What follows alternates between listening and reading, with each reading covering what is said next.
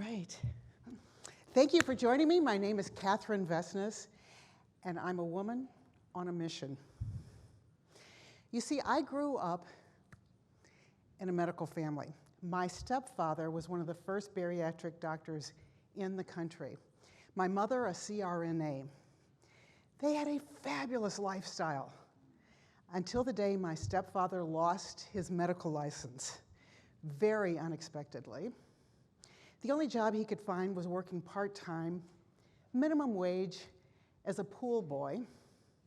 He died very inconveniently about a year later, leaving my poor mother in her early 70s in horrible health, broke.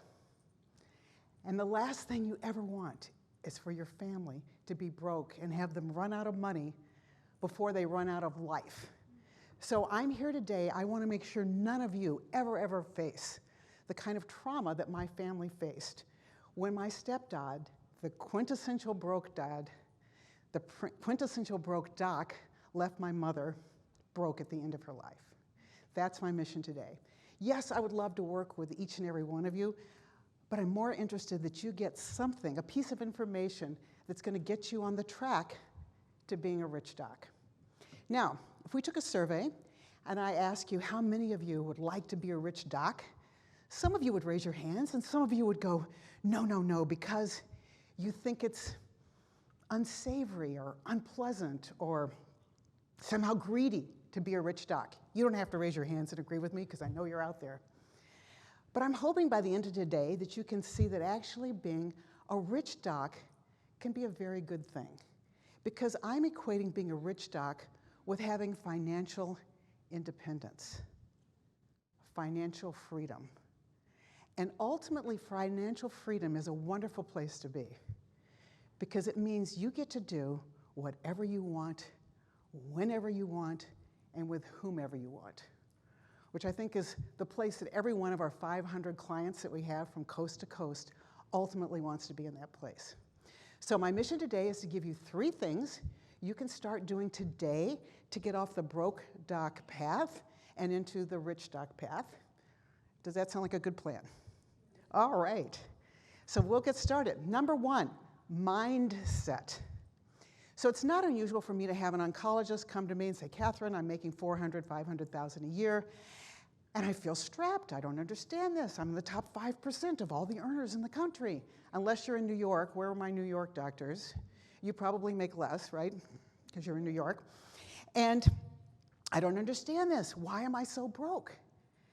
And I'm thinking, girlfriend, it's because you're spending like an orthopedic surgeon. You're not spending like an oncologist. So if you're making $400,000 or $500,000 a year, maybe you're a single mom, maybe you've got a child with ADD or ADHD and you want to put your kids through private school, you can't put them through private school. Buy the big house. Buy the vacation place on the Cape. Every summer, take the kids to see Grandma and Grandpa in Greece and still have some money left over. And pay your student debts too. I forgot all about those. There's just not enough to go around. So my first rule under mindset is for you to be thinking about acting your wage. Acting your wage. And to do that, I'm suggesting that you start today paying yourself first. Nothing hides sin like a high income. Pay yourself first. You have worked really, really hard to get where you're at. It cost you a great deal of money to get here, a great deal of energy, relationships, time, everything you can imagine to get where you're at. I believe that the first thing you should do after every paycheck is put some money in your savings and in your investment accounts. Pay yourself first. Now, you're going to ask, well, Katherine, how much should I do? How much should I pay myself first? Are we ready to take a deep cleansing breath? If you're a young doc, the rough rule of thumb is 20%. I know, it's crazy. But think about this. When I got out of law school, I was only 25.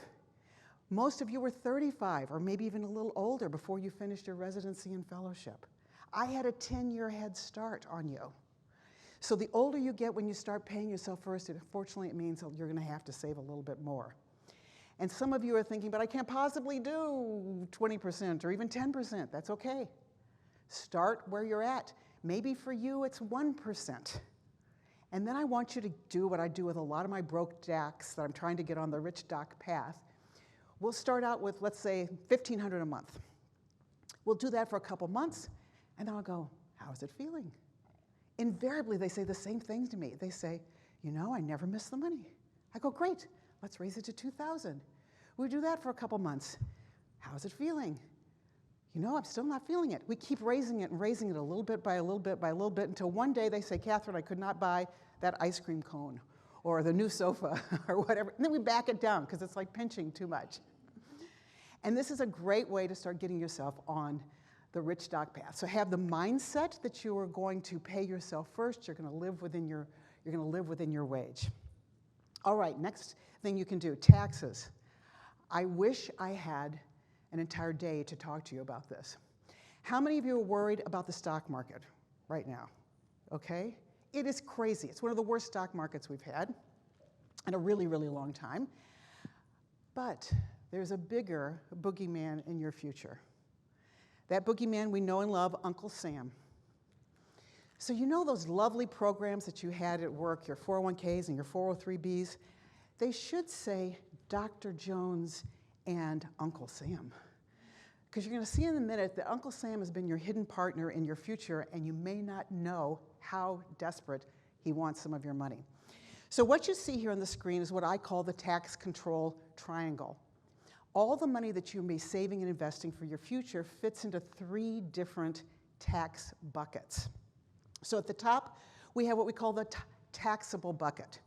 This is your brokerage account. It could be a savings account. Each of these buckets you're going to see has a pro and has a con. So the pro in this bucket is this money is very liquid. Everybody needs money in this bucket. We need to start here. Make sure you've got plenty of liquid money. The downside, though, is this money is going to be subject to capital gains tax on the profits. And of course, that reduces the returns. The second bucket to the left is the tax-deferred bucket. You're probably most familiar with this. This is your 401k or 403b, 457, IRAs. You have these primarily at work, but there's other ways to get money into this bucket. Here's the pro. If Suzanne, in the back row there, is putting money and she's maximizing it in the tax-deferred bucket, I'm saying Suzanne is less than 50, she can put in $20,500 this year. Yay for Suzanne. But guess what? That also saves her almost, I would say, somewhere between 30 and 50% in taxes, depending upon the state. She's in Maine, so let's call it 30%. So that's maybe $7,000 or $8,000 that she saved in taxes. Anybody here from California and New York? It would probably save you 50% if you're putting money in there. But the downside to this bucket is that in the future, age 72, you have to start paying back Uncle Sam. And all of this money comes out at ordinary income tax.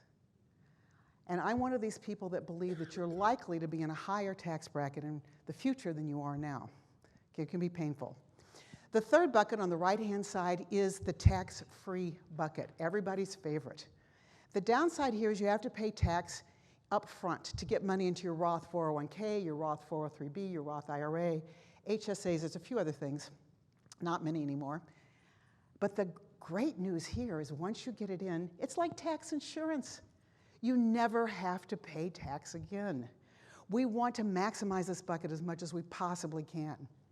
So one of the problems I see with broke docs, particularly the do-it-yourself doctor, or sometimes this is the doctor that's been handling her own finances all these years, is she may be 60, and she's saying, Katherine, I'm getting ready to retire in a couple years. I go, great. She will have, not unusual, $3 million in her pre-tax account, the tax-deferred account. She has $1 million in taxable. She goes, I've got $4 million. No problem. I can retire. What do you think? Can that doctor retire? I would say probably not, unless she wants to move to a double-wide trailer someplace. Not usually in the future. Here's the reason why. Because that tax-deferred account had never been taxed, it's really, if you're in California or New York, it's not really worth $3 million in my hypothetical. It's really worth $1.5 million. So we don't really have $4 million. We really have $2.5 million.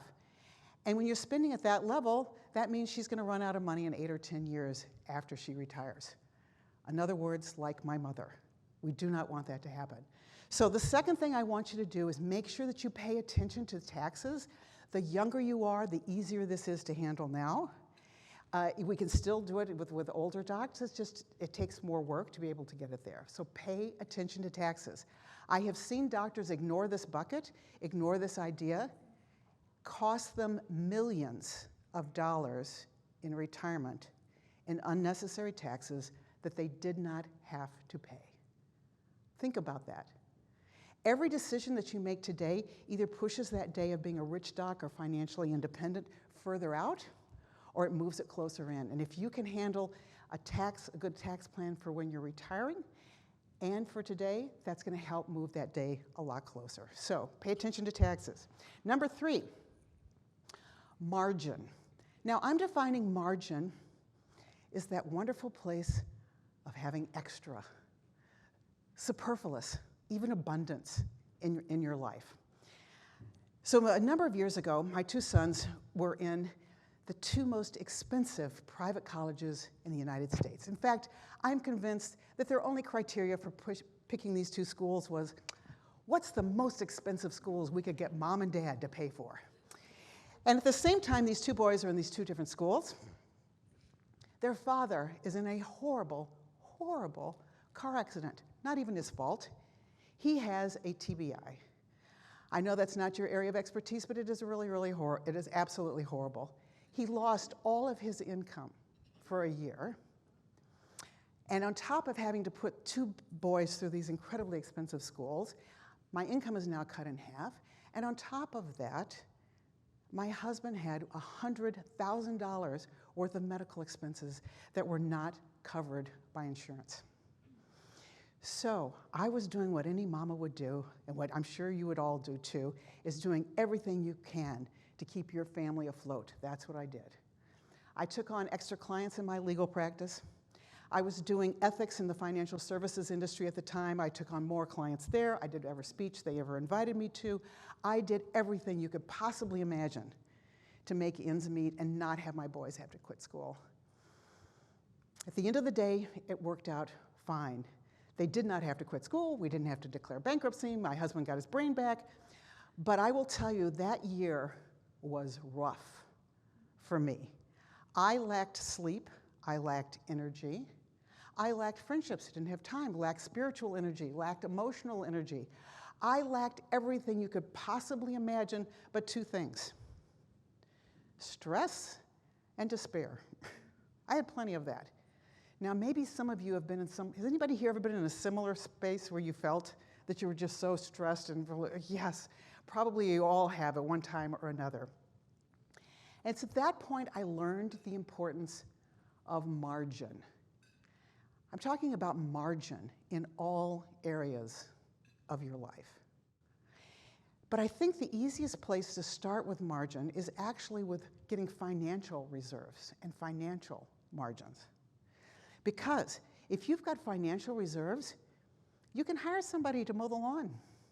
You can hire somebody to make dinner. You can hire somebody to clean the house. You can hire somebody to help train you. Maybe the nutritionist, you can get more healthy, and you don't have to take locum work and work night shifts. So I think financial reserves is one of a great, great place to start, and that leads to getting reserves in all other areas of your life. And so one of the places to start with financial reserves is back to where we started, paying yourself first. So let me summarize today. I think being a rich doc is a really good thing. I think it's about living a life of abundance, about having extra energy. I think it helps make you a better doctor. I think it helps make you a better mom, a better sister, a better daughter, a better spouse, better in all areas of your life, because you have the peace, you have the tranquility, you have the joy that you deserve because you've worked so incredibly hard for it. So, and I'm going to leave a couple minutes for questions, but before I do that, I've got a QR code here, and I'd like to ask you to do 2 things. The first is, if you click on the QR code, you'll be able to see an evaluation form that helps me know if I've done a better job or how I can do a better job in the future, or what kind of questions you have. So please give me that feedback. I appreciate that. The second thing I do is I offer up a complimentary assessment. Call it a second opinion on your financial health to anyone who's here today. There's no charge for this, there's no obligation. You can probably tell I'm not pushy, I'm all about educating. I just want to make sure that you get everything that you need so you can lead the life of abundance. And I have very few minutes here for questions, but I will stick around afterwards in the break, and I'll hang out as long as you want to be able to answer any other questions that you may have. All right, questions?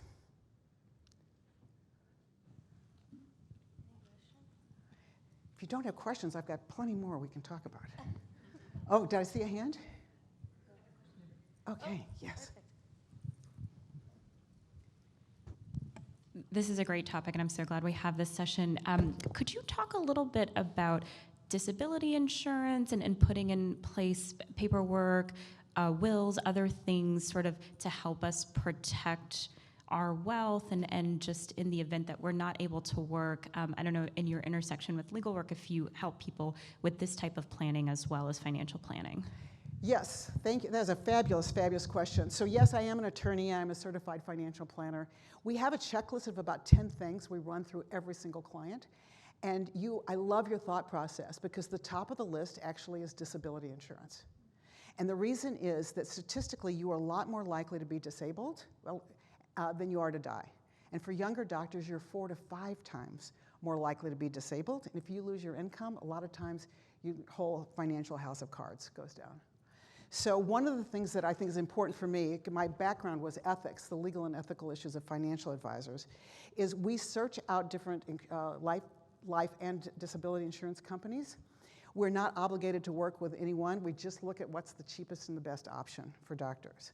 I strongly encourage you to get your own disability policies because as you switch jobs, you get to take that with you.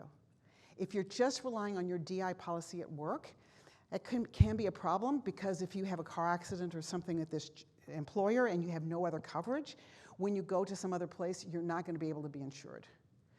Also, if you haven't had your disability policies reviewed in the last 2 years, I would strongly recommend doing that because there's been a lot of changes and you might be able to get something better and cheaper.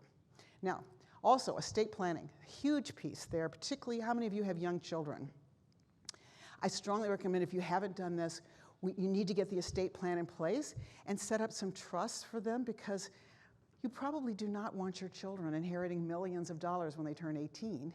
You probably want a trustee and some other people managing that for them. And then if you come from a wealthy family, there's also some estate things that we do.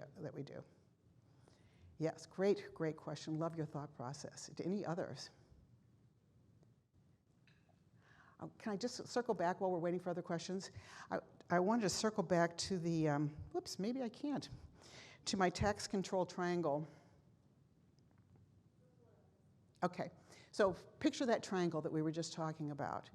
The reason I think this needs to be key, and you need to work with someone who's really good with tax-efficient investing, is how you can set this up so that you're paying less. There we go, thank you. So you're paying less in retirement. So remember the example I gave you was a doctor that puts everything in the tax deferred bucket, or most everything, because they're worried about saving taxes today. But what I try to do with every client is something that I call tax arbitrage. When we have money in each of these different buckets, you have a lot more flexibility in retirement. So let's take a thought here. How many of you think in the future we're going to have higher taxes? Anybody think taxes are going up in the future? Okay. How many think lower? How many think about the same? I hope you're right, for those of you who are voting for the same. But with our US debt now in astronomical levels, I suspect we're looking at higher tax brackets. And one of the fallacies I see with doctors is that they think they're going to be in a lower tax bracket in retirement than they are today. I think that could very well be not true. Because in order to be in a lower tax bracket, one of two things has to happen. Either you have to be making less money in retirement. Who wants to take a pay cut, right? You want to live on the same lifestyle. Or Congress has to come to their senses and reduce the taxes. I don't see much hope of that happening anytime in the near future. So the way we work with this is we try to get money in each of the buckets. And then when taxes are high, because you're going to be retired a long time, we will take money out of the tax-free bucket to support you during your retirement. When taxes are low, then we'll take it out of the tax-deferred bucket. And those are the kind of strategies I'm talking about now that can save you hundreds of thousands, if not millions, in retirement and allow you to get to financial freedom that much sooner. We do have a question from the virtual audience. Yes. It says, with such a volatile market, what do you think about market-based investments, managed brokerage, 401ks, et cetera? Well, I'm a big believer in working with a financial advisor because it can be very nerve-wracking to watch the markets go up and down, and that's when clients get nervous and they start pulling money out just when they need to be putting money in. So I think that there's ways that you can make a dicey market like now work for you. In fact, if anything, I think it's a good time to put money in the market. But I use a technique called dollar cost averaging. Is anybody here familiar with a dollar cost averaging? Great, some of you are. So let's just say that you had $100,000 that you wanted to invest. I would not recommend we put it all in today. Who knows, the market could keep going south, right? But maybe we divide that out and we do $10,000 a month over 10 months. Or whatever time period that you want, and that allows you to take advantage of those market swings down when your $10,000 a month is actually buying more because the market is down.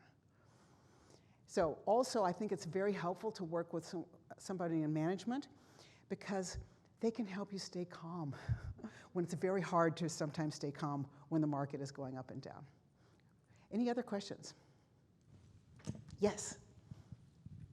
So over time, the stock market actually has trajectory increased. What is your thoughts on that as it relates to investing and things like that? Do you see the market continuing to increase over time? Yes. So we're one of the firms that you actually use evidence-based investing techniques. A big part of what we do is money management. And you're all very familiar with evidence-based medicine, of course. Financial science got there a little bit after you, so you can be proud that you were ahead of this.